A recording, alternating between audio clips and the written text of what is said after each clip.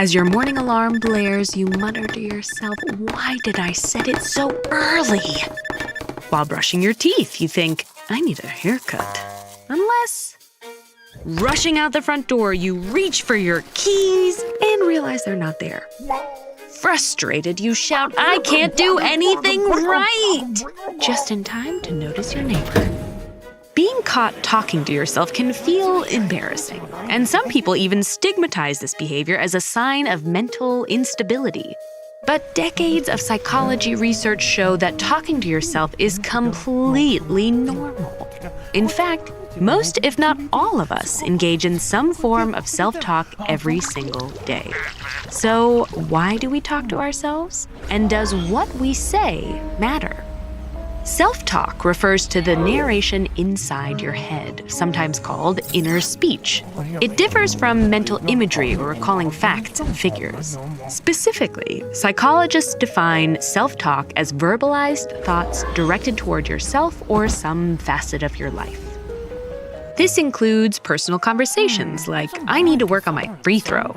But it also includes reflections you have throughout the day, like, "The gym's crowded tonight. I'll come back tomorrow." And while most self-talk in adults tends to be silent, speaking to yourself out loud also falls into this category. In fact, psychologists believe our first experiences with self-talk are mostly vocal, as children often speak to themselves out loud as they play. In the 1930s, Russian psychologist Lev Vygotsky hypothesized that this kind of speech was actually key to development. By repeating conversations they've had with adults, children practice managing their behaviors and emotions on their own. Then, as they grow older, this outward self-talk tends to become internalized, morphing into a private inner dialogue. We know this internal self-talk is important and can help you plan, work through difficult situations, and even motivate you throughout the day. But studying self-talk can be difficult. It relies on study subjects clearly tracking a behavior that's spontaneous and often done without conscious control. For this reason, scientists are still working to answer basic questions like, why do some people self-talk more than others? What areas of the brain are activated during self-talk? And how does this activation differ from normal conversation? One thing we know for certain, however, is that what you say in these conversations can have real impacts on your attitude and performance. Engaging in self-talk that's instructional or motivational has been shown to increase focus, boost self-esteem, and help tackle everyday tasks.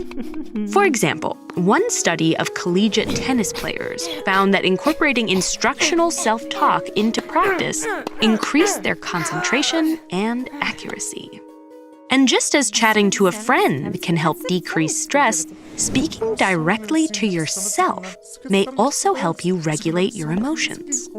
Distanced self-talk is when you talk to yourself, as if in conversation with another person. So rather than, "I'm gonna crush this exam," you might think, "Caleb, you are prepared for this test." One study found that this kind of self-talk was especially beneficial for reducing stress when engaging in anxiety-inducing tasks, such as meeting new people or public speaking. But where positive self-talk can help you, negative self-talk can harm you. Most people are critical of themselves occasionally, but when this behavior gets too frequent or excessively negative, it can become toxic.